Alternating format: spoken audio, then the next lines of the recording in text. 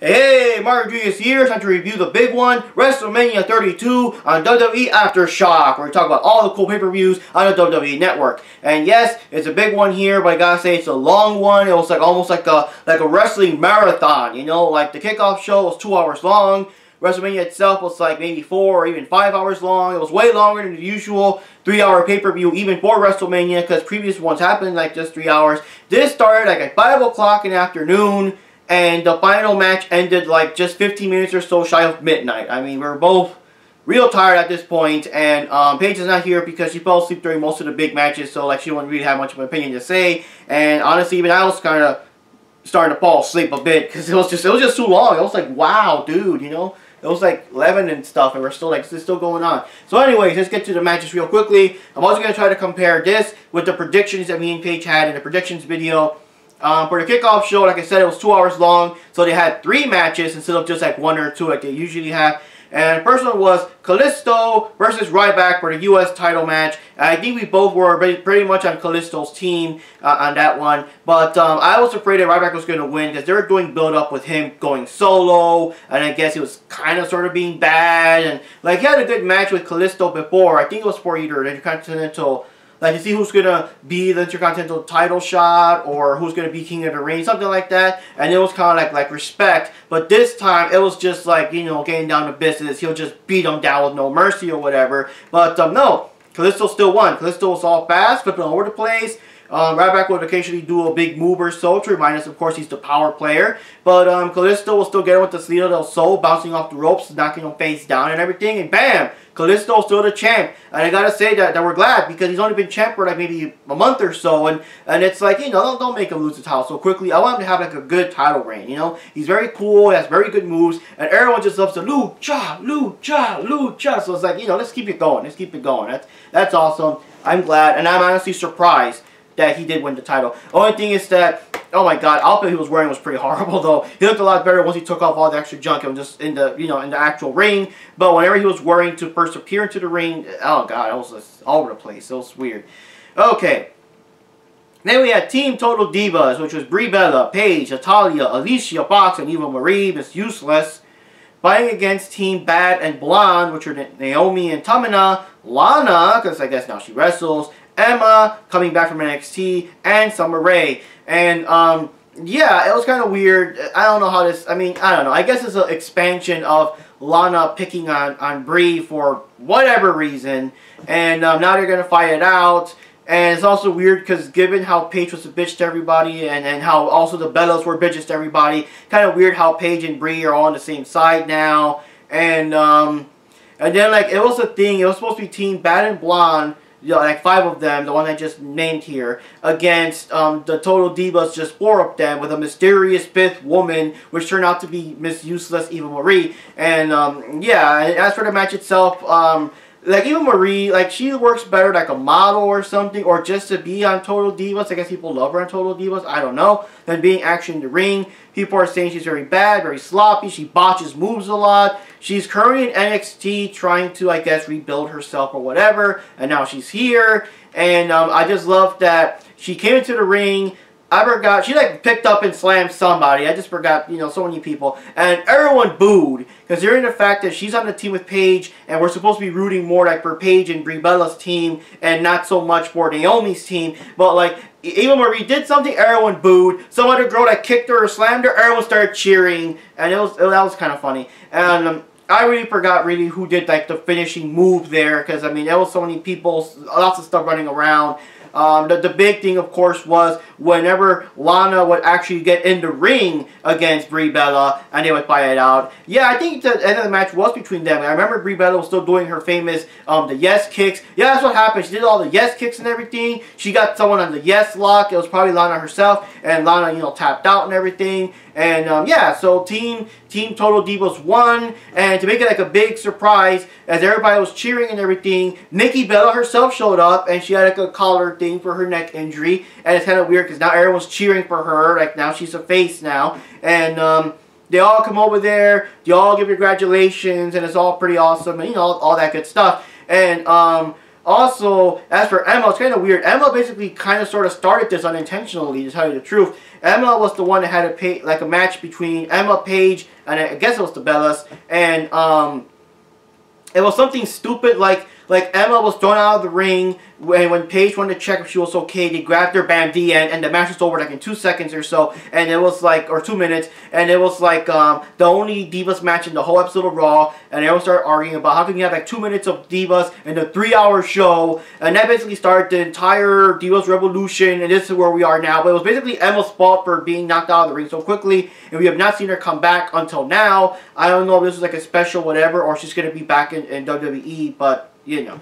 So, yeah, they won and all that. And then the last match of the kickoff show, we had Usos versus Dudley Boys, just a regular tag team match. Well, yeah, because neither of them are champs or anything. And, you know, what can I say? Regular match. Me and Paige didn't really care either way. We both predicted that the Usos would win, or we both wanted the Usos to win. And yeah, they did win, you know. The Dudleys were, I guess, they're pissed now. Like, we're no longer you know, one-trick pony. We're not just a gimmick about the tables. They're gonna, like, not do the tables anymore. But they actually still pull out the tables and everything. But it backfired because the Usos managed to, like, knock out both of them, put them on the tables. And then they both jumped off the rope, and they both, like, you know, slammed the Dudleys through the table. So the Usos kind of turned out on them and everything, and they won, and it was pretty awesome.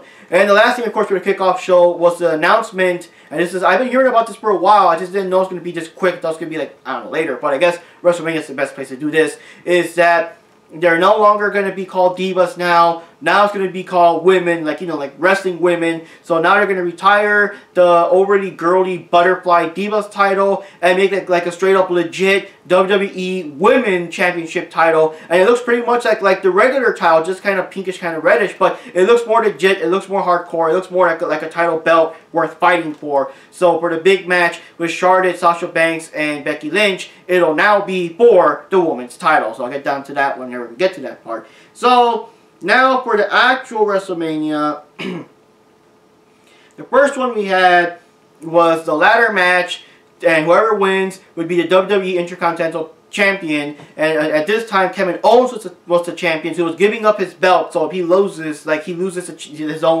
title. He loses his title. So basically, it was against Dolph Ziggler, Sami Zayn, Sin Cara, Stardust, The Miz, and Zack Ryder, and of course himself, and they were all fighting, you know, trying to get up to the ladders and all that stuff. And me and Paige predicted that, like, it most likely would have been Sami Zayn, because of all of them, it was like all these jobbers, basically, and of all of them, Sami Zayn was like, he's like Kevin Owens' big rival in NXT, and they've been kind of fighting a little bit in the last couple episodes of Raw and SmackDown, so it made more sense that between all of them, he would be the one to piss off Kevin Owens even worse, and get the title and everything. And, yeah, the ending was kind of shocking. And you have to say that Stardust actually showed some respect for his dad. He was wearing his Stardust outfit, but he was also, it also had polka dots on it, like Dusty Rhodes used to have his polka dot suit and everything. And he even had this ladder, this black ladder with yellow polka dots to climb on to try to get the belt and everything. And he was smacking people with it. It was just so funny. It's just kind of weird. And yeah, pretty good match. Lots of back and forth and everything, but the big shock was, well, The Miz was climbing the ladder, and both me and Paige were like, oh, but no, come on, not The Miz and everything. And surprisingly, Zack Ryder got up and knocked him down and stuff, and he won the title, and that was totally unexpected. I mean, like, it was a big shock. Now, I've seen Zack Ryder because I'm watching, like, these lesser shows, WWE Main Event and WWE Superstars. They show, like, the lesser people. Zack Ryder's been, like, a big pop over there. I guess everyone just loves him so much. Everyone was super shocked. There were people at work that were super happy that he's actually in a WrestleMania match, and he won. He actually won. He's Intercontinental Champion, and it was so awesome. Unfortunately, when I found out with Raw, I didn't actually see it, but I found out that The Miz beat him for the title like the next day. So bam, that's it. He was only champion just for a day, basically. And then good old Razor Ramon came up and said, like, hey, yo, you know, why don't you give him a rematch unless you're, you know, scared. So we'll see if Zack Ryder can defeat The Miz and get the title back. But at least for right now, it was a very sweet moment and a very shocking moment that he got the title, you know. And it's also good. You usually don't see these smaller time guys rise up and become bigger. This is Zack Ryder's chance to become one of the bigger stars, you know.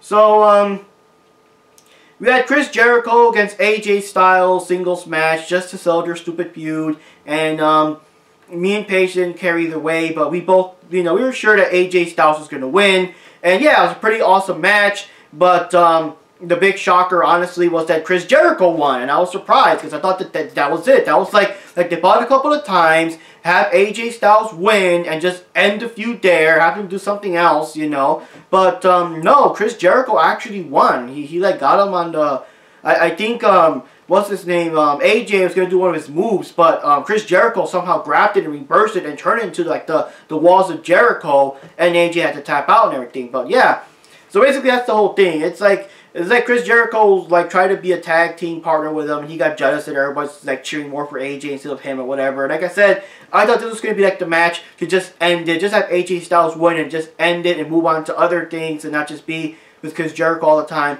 But wow, I was not expecting Chris Jericho to win. So then we had this League of Nations, which was Sheamus, Alberto Del Rio, Rusev, and Wade Barrett playing against the New Day. And it was like a handicap match, 4-on-3. And oh god, the New Day with their shenanigans, they did the craziest, most unexpected thing ever. They came out dressed in Dragon Ball Z Saiyan uniforms, like the Vegeta and Nappa uniforms, And in fact, I think Xavier Woods even had his hairstyle kind of like Vegeta or Goku, I don't know, one of them, because of the spiky's hard to tell. And he actually had the tail too, the Saiyan tail. And that was just the most unexpected thing. It's like I was joking, Ronda Rousey last year's WrestleMania was wearing a Vegeta over 9000 shirt. The New Day just totally topped it by just flat out wearing Saiyan armor uniforms. I mean, when would you think in WrestleMania to see them in Saiyan armor uniforms if you were a Dragon Ball Z fan? I just feel confused for everyone else that is not into Dragon Ball Z. They're like, what the hell are these guys wearing? What's with the tail, But, yeah, pretty decent match and everything, and both me and Paige were expecting the New Day to win, and I was still saying that since the title's not on the line, it does open up for the League of Nations to win. And yes, surprisingly, the League of Nations did win, but like I said, I mean, the title's not on the line. It's like the whole Nikki Bella thing. The only time she would ever lose when she had the title was when the title's not on the line. So, of course, yeah, they won. They showed off their dominance and whatever because the title's not on the line. The New Day are still tag team champs. But the big surprise is that they grabbed the mic, I forgot who it was, probably Barrett, one of them, and started bragging about how awesome they are, how super skilled they are. No 3 men out there can stop their team. And then all of a sudden, Shawn Michaels appears. It always looks weird because now he's like, more ragged in the ponytail. He looks more like a weird hunter guy or a camper or something. And he still played the Heartbreak Kid music. It just looks weird because, But anyways, he comes in, and then all of a sudden, Stone Cold Steve Austin comes in, and then Mick Foley come in, and then all 3 of them come and fight them and defeat them and everything. And Wade Barrett gets the worst of it because Wade Barrett gets the, I'm trying to remember, he gets the Sweet Chin music from Shawn Michaels. He's got the Mr. Socko jammed down his throat there. And then he gets the Stone Cold Stunner and everything. And yeah, that beats them all. And the New Day come in, and they start dancing, shaking around. And of course, Mick Foley and Shawn Michaels were always kind of goofy. They start dancing and stuff. They try to convince Stone Cold into dancing, but Stone Cold just grabs Xavier Woods and gives him the Stone Cold Stunner because, that's the bottom line. Because Stone Cold said so. I don't dance and everything. And yeah, it was cool. Everyone, beer all around. It was just awesome seeing them guys back in the ring again. And I think it's the first time that Stone Cold actually did like the Stone Cold Stunner such a long ass time, And then next one we had was Brock Lesnar versus Dean Ambrose, no holds barred street fight, and yeah, we were both on Dean Ambrose's team. We were both on his side. We both thought he was going to win. And like I said before, it's like with Brock Lesnar, and a straight up fight, he's an unstoppable monster. There's no doubt about it. But like if you do handicap stuff, like a triple threat match, where you don't even have to pin him to win, or like Hell in a Cell cage, or in this case a street fight with weapons and everything, he'll usually go down because they'll use that to his advantage, like against them. But no. Not this time. We were kind of surprised. But yeah, lots of weapons, lots of kendo sticks. Dean Ambrose used the barbed wire bat that Mick Foley gave him. That was kind of funny because Paige says that it does look like Lucille, the infamous bat that Negan uses in The Walking Dead. And she was saying, whoa, is that Lucille? And I'm saying, well, that's actually Mick Foley's back. But yeah, I see the resemblance there. But it was kind of funny. It's kind of funny because if it was not like for Mick Foley, that would have been a cool Walking Dead reference to sneak in there. And then he also had a chainsaw that Terry Funk gave him. And it's like, come on, you know he's not going to use a chainsaw. What's he going to do? Slice fucking Brock Lesnar's arm off with blood and gore in front of everybody? I mean, you know he's not going to use it. But yeah, Paige was like, what the fuck when you saw that? Because it's like, you know, but yeah, like he rounded up, and of course Brock Lesnar smacked him, socked him, whatever, before he had time to actually use it. And yeah, Dean Ambrose went to Suplex City. I believe it was like 13 or so suplexes, and then the F5 and everything. I do have to say, Dean Ambrose did manage to get him with the dirty deeds, but it still wasn't enough to knock him out. And in the end, yeah, Brock Lesnar took out Dean Ambrose, and he won. So I was really surprised that he won, because I was expecting this to be Dean Ambrose's big moment. He had all the advantage, all the weapons and everything. He was like chiseling away at Brock Lesnar, and he was getting up from all the suplexes, showing off that he's like unstoppable and whatever. He'll always get up no matter what. But no, he got to beat it. Brock Lesnar won, and Brock Lesnar took him to Suplex City. And of course, Paul Heyman will never have enough of bragging about it. So I was surprised. Then we had the Women Championship match, which was Charlotte with Ric Flair there as usual, Becky Lynch, Sasha Banks. I feel kind of bad for Becky Lynch. She had like a pretty normal intro. She came in, she did her, you know, hair thing and whatever, and that's it. But then Sasha Banks had like this big thing where I did not know that Snoop Dogg was her cousin. Snoop Dogg is one of the Hall of Famers now. So, the actual girl, I don't know her name, I'm sorry. The actual woman that sings the Sasha Banks theme song came in singing the song and stuff with Snoop Dogg adding extra rap lyrics about how Sasha Banks is awesome and she's going to win the title. She's a legit boss, yo, whatever. And, for shizzle. And, they also made a deal that she's inspired by Eddie Guerrero, so her outfit had like the colors and style or something of Eddie Guerrero. That apparently when she saw Eddie Guerrero do the big frog splash at one of the WrestleManias when she was a kid, that's when she decided that yes, I want to be up there, I want to be in the ring and everything. And then Miss what's her name, Charlotte showed up wearing like the big robe thing, whatever that Ric Flair kind of wears, like a modified version of it. And apparently it's like pieces of it were made by the official robe that Ric Flair was wearing when he got retired in the match against Shawn Michaels. So, you know, a lot of significance. She's walking with the robe and everything. You know, lots of woos and everything. So I feel kind of bad that Becky Lynch kind of got the short end of the stick. She got like a pretty, you know, normal intro. So, yeah, it's a pretty big match. It went back and forth all over the place. All the girls, of course, got their submission moves, and they all got their chances to try them out and do things. And yeah, they both kept in the match pretty good. I mean, yeah, they did the usual thing where maybe they knock out Becky for a minute or they knock out Sasha for a minute. But the three of them were pretty much in there for the time. It wasn't like Becky was out for like 20 minutes of the match or anything. They all did a good thing. They all did their very best. And, of course, Ric Flair just had to cheat. At the end, this is a surprise too. This is a surprise. I gotta say also, me and Paige, we were both on Team Becky, but I was pretty sure that due to all the big pop and everything, Sasha Banks was gonna win. She was super beloved and everything. But the thing that surprised us was that Charlotte won anyway. That Charlotte kept the title. It was such a big deal. It was a big event. And everybody was expecting, mostly Sasha Banks, but, you know, Becky would have been a good surprise too. But we were expecting someone new to be the champion, and we were surprised that Charlotte still won, and that she's still the champion. I'm not sure how to feel about that. Now she'll be bragging even more, because now she's like the first official women's champion. Basically, she grabbed Becky into the figure four lock, figure four leg lock and everything. And as Sasha Banks was trying to climb back in to break it up, Ric Flair was grabbing her legs and everything to keep her out. And that's why Becky had no choice but to tap out, and Charlotte still won. So I was super shocked. Super shocked. We were both shocked. We were like, oh, come on. We were not expecting Charlotte to win. It was like, it was so much build up, and then especially with the big fancy intro that Sasha Banks had, it even built up more that, oh yeah, the legit boss is gonna win. And it would be kind of cool having her as the first ever WWE Women's Champion, but I guess that goes to Charlotte. So, you know.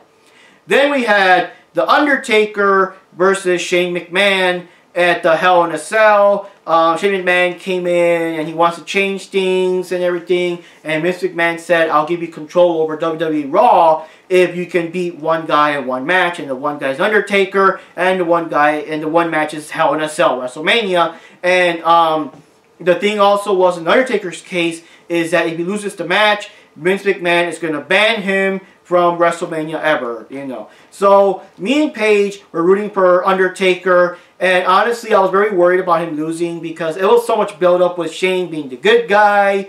WWE kind of sucks now. He's going to reshape it. They might get rid of Vince and Triple H and Stephanie, you know, no more authority. Like, he'll be the new guy, and he'll reshape the wrestling and make it better and all that stuff. And unfortunately, the Undertaker is getting up there in age. Every time I would tell my friends that I don't want him to retire, I don't want his last match to be against Shane McMahon, they would be like, well, he is pretty up there. He's over 50. So, but it's like, if you're going to retire him, not against Shane McMahon. I mean, he's barely a wrestler. And yeah, in this match, he did a couple of moves. Mostly his dancing and his weird lame-ass punches or whatever. And one thing he did do is that he did trap the Undertaker in some kind of like triangle lock or something, like triangle cross lock, whatever it was called, and he was stuck there for a while, so that did look kind of heavy. Undertaker also did manage to get him into Hell's Gate for a while. That was kind of heavy, and I gotta say it's pretty kind of a slow-paced match. It wasn't really too intense or crazy.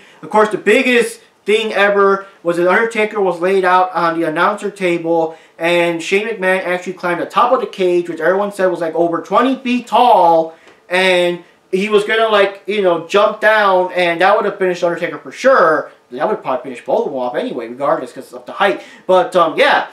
So, Shane was there. Everybody was saying, don't do it, man, don't do it. Oh, shit, that's crazy, whatever. He took a deep breath. He fucking jumped. And then Undertaker got out of the way. So, he screwed himself over. So, Shane jumped 20 feet off the air, right through the table, and fucking nearly killed himself, honestly. And, that was it, you know, basically. That was basically it. I mean, yeah, he somehow, I forgot if he somehow managed to get into the ring, or Undertaker just put him in, like, you know, dragged him in there. But Undertaker basically gave him mercy. Just basically, like I don't know, he kind of like pet him or something. Like, you know, good match, kid. I don't know. Gave him a tombstone pile driver. The end. Walked out. And then he had to, you know, grab a stretcher, take out Shane McMahon. He still gave a thumbs up to let people know he's still okay. But wow, dude, you almost fucking killed yourself. That's crazy. And then, like, I also got to notice that, yeah, like I said, he's barely a wrestler. You know, just like a slow-paced match. And as for The Undertaker, this is like the first time in these recent years that he's, you know, getting up there, that The Undertaker won and he just walked out. You know, he wasn't like super worn out and tired. He wasn't like on his feet for a good 20 minutes before he finally has the strength to get up and everything. Like, this was like compared to his matches against like Brock Lesnar and all that stuff, this match just wasn't as taxing on him. Like I said, Shane McMahon is barely a wrestler. He's a weird dancer that throws weird punches and whatever. So yeah, Undertaker is still here. He'll still be in WrestleMania, but I'm surprised. I mean, I'm glad he won, but I'm surprised he kind of won because all the build-up. I know that for most people, it's a bigger deal, like a big game changer to have Shane McMahon now run Raw as opposed to just having Undertaker fight again next year. But I'm glad that we're going to see the Undertaker fight again next year, you know. And then we had the 20-man, that was going to be 30, huh? 20-man Battle Royale for the Honor the Giant Memorial. It's like the 3rd annual Honor the Giant Memorial Battle Royale match. And by this point, I was kind of knocking myself. I honestly missed a part of the Undertaker versus Shane match. I was kind of dozing off. When the Battle Royale started, I was like, oh wow, they still got the Battle Royale. Oh wow. And I was trying to wake myself up. And Paige was like, she was like dead to the world already at that point. And yeah, it was a jobber fest. And no one really stood out. So it really could have been anyone. I forgot I think Paige wanted Mark Henry to win. And for me, or she was thinking maybe the Big Show could have won a second time. I was saying, I don't know, he won last year. They want to make him win twice. But she thought that it could have been either Mark Henry or Big Show. For me, I really forgot who I voted for. Let me see, who was even in this stupid thing. I think it wanted Damien Sandow to win because he was kind of cool. Or like I said, they should have had like Goldust and R-Truth team up against everybody else. I didn't have them beat each other to see who wins. Something like that, you know. But, yeah, it was pretty unexpected. Oh, one thing was, originally we thought that Braun Strowman was going to be in this thing. So, he had the potential to be the winner. But no, he was not in this thing at all. No, he wasn't. So, that was kind of surprising. So, it was a big Battle Royale, fighting it out. You know, the Ascension guys, Goldust, R-Truth, Jack Swagger, all 4 members of the Social Outcast, and all that stuff. But the big shock was that, well, first of all, Tatanka was in it. Do you remember Tatanka from the old days, the Native American guy? He was in it, and well, he put on a couple of pounds since last time I saw him, but he was in it. That just knocked me out. And then Diamond Dallas Page, I saw him already, and I'm like, dude, is that DDP? Fucking Diamond Dallas Page was in it. That was crazy. And then like the biggest surprise, Shaquille O'Neal was in it. The Shaq Attack was in it. That was just like out of nowhere. And I gotta say that with Tatanka, Diamond Dallas Page, and fucking Shaq in this thing, that more than made up for this year's Royal Rumble that was kind of lame and didn't have any surprises or any. I mean, yeah, I think Sami Zayn, AJ Styles, but I don't know him that much. I don't care. You know, like having Shaq show up at the Royal Rumble, that would have knocked my socks off. So stuff like this, like these 3 guys in this match, really like made up for it for the Royal Rumble. And it didn't really have any like old school surprises, you know. And yeah, Shaq and Big Show got in each other's faces. They started like I guess they both did chokes on each other, and while they were busy struggling, everyone else worked together to throw the 2 big guys out of the ring. So no more big guys in there. And then, well, Tatanka was there for a good time. Diamond Dallas Page was there. Diamond Dallas Page actually did a diamond cutter. So that's fucking awesome. I haven't seen the diamond cutter in a long time. I just forgot exactly who he did it on. There was a time where the Social Outcasts were basically taking everybody out. So it looked like the last 4 was going to be them. And in that case, it doesn't matter who wins. One of them was going to win. And yes, in case you guys don't know who they are, it's Bo Dallas, Heath Slater, Adam Rose, Axl Rose, yes, Axl Rose, and what's his stupid name? Curtis Axel. Yeah.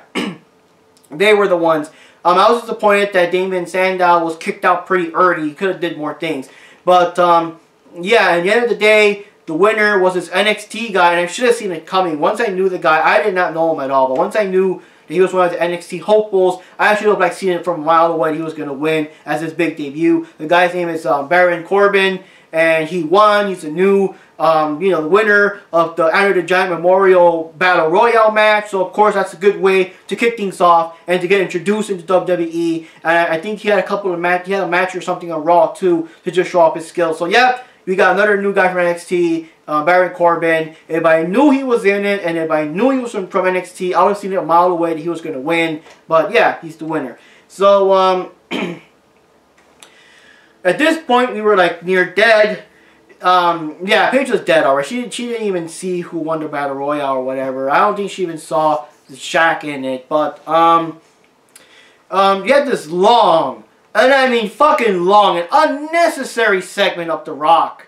I know, The Rock, everyone loves The Rock, but no. He came in, he set The Rock words on fire with a flamethrower. Okay, that was cool, I admit that was cool. He came in, gave a speech. I guess he talked about, like, you know, how bad Wrestlemania is and how we're sold out and all that stuff.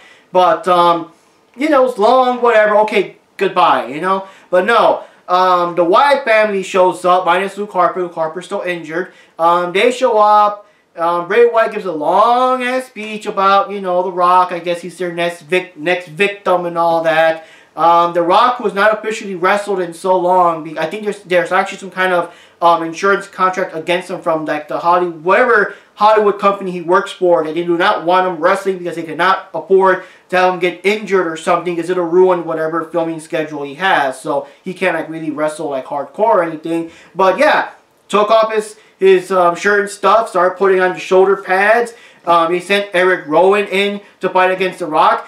The Rock just did the rock bottom, and that's it. The end. That was like a 3-second match. I'm like, okay, what was the point of that?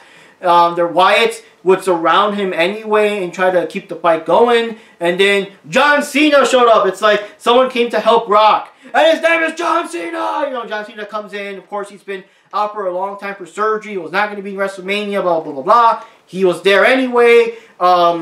Doing their moves. We got to see the 5-knuckle shuffle. We got to see the people's elbow and all that stuff. And everyone's happy. And considering the fact that we did see The Rock and Cena fight against each other at WrestleMania twice, mind you, that I reviewed them both on WWE Retro. Everybody was making a big deal like, oh my god, who would have thought The Rock and John Cena on the same side? Oh my god, oh, you know, all that stuff. But that was like so fucking long. That was like over half an hour from The Rock coming in to the end of this segment. It was like so long, and I was like, oh my god, just get to the fucking match already. I'm like dead here. You know, I'm surprised I was awake during that whole thing. You know, and like I said, much love and respect to The Rock and John Cena and all that. I mean, I guess the point of this was to have The Rock in it because he was promising he was going to be WrestleMania, and I guess to show off that John Cena is, you know, okay. He could probably wrestle again. I don't know, but it was too fucking long, guys. Like, oh my god.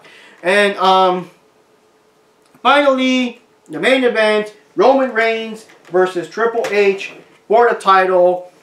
They had this long-ass intro with Stephanie dressed in some kind of, I don't know what the hell she was wearing. It was like those old, like, you know, like those movies of this, you know, apocalyptic future and people rule you. So she was dressed up in some kind of, like, Dark Queen, not the Battle's Dark Queen, but some kind of Dark Queen outfit, and telling people you should all bow down to us. We're the authority. We're the reason you guys even exist, and you only live to bow to us, blah, blah, blah. And then introduces Triple H, and I'm surprised he was not wearing, like, a big gear or nothing. It was just regular Triple H self. Roman Reigns came in. He had some weird gold highlighting all his you know, armor, whatever he wears, a Velcro vest, whatever. And, yeah, they fought it out.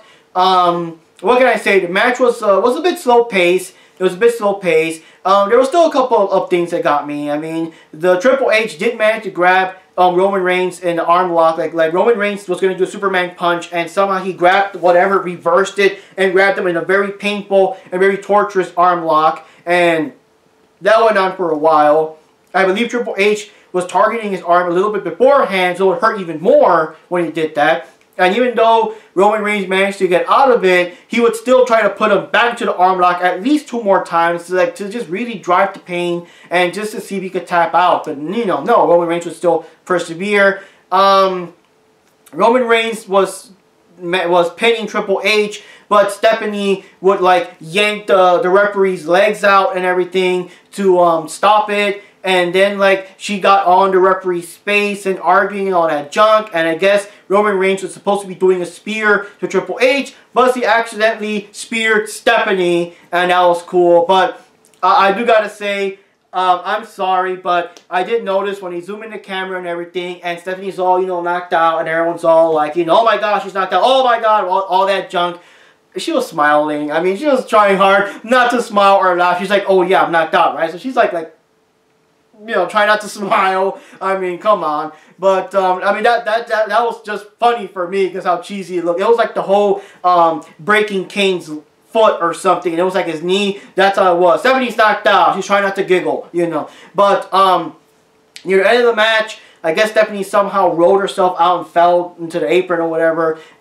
She managed to sneak in Triple H's sledgehammer. And the whole thing was, I guess, like, well, I've seen it before in wrestling matches. People have had chairs and stuff, but you don't actually get disqualified until you actually hit someone with the chair. So that was the thing. If Triple H manages to hit Roman Reigns with the sledgehammer, he'll disqualify himself, of course, but he'll still be the champion because he can't win the championship title with the disqualification. It has to be submission or pinfall. So that was the thing. He was going to purposely lose the match, but still keep his title. So, Roman Reigns did manage to hit him with 2 Superman punches, and then Triple H grabbed the hammer, tried to swing. Roman Reigns actually dodged it. I think he speared him or something, and pinned him, and bam! 1, 2, 3. Roman Reigns is the new WWE Champion, as the crowd basically boos the hell out of him. There were some yays, but it was either a whole lot of booing or just like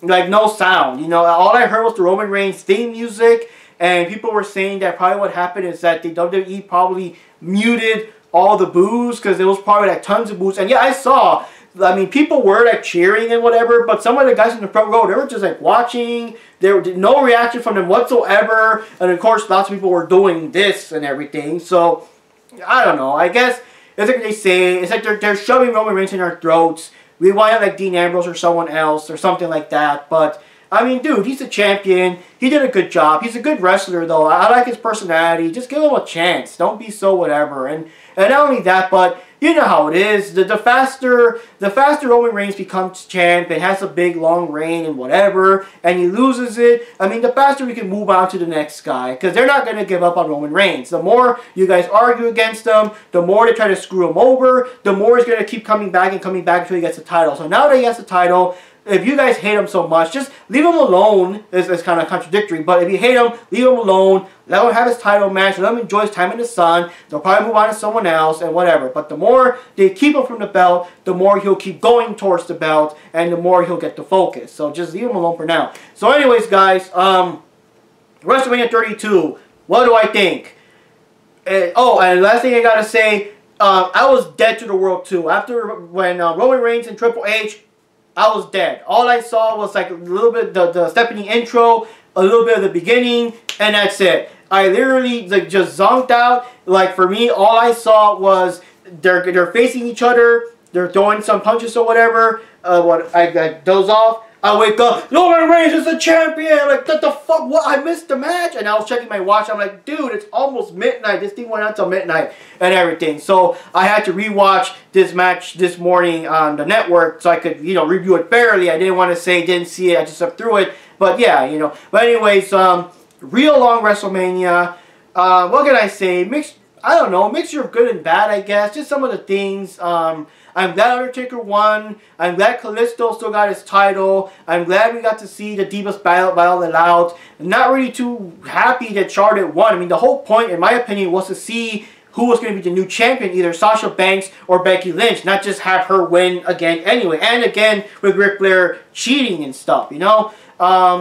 Triple H and Roman Reigns, decent match, I guess. Lots of people hated it, though. I think what happened is that another thing. It was so fucking long, and The Rock wasted so much time. And by the time they got to this match, and everyone like already knew everyone already knew that Roman Reigns was gonna win already, and everyone like hates Roman Reigns. That like no one really wanted to see that match. I mean, I even saw those articles saying that the WWE might not be happy ending WrestleMania with everyone booing the hell out of Roman Reigns. They might like do it that like it's not the main event, that they'll have the Shane Undertaker match like as the main event to maybe end it on a high note. But no, they didn't do that. They still ended it with Triple H and Roman Reigns. But what can I say? It's a so-so match.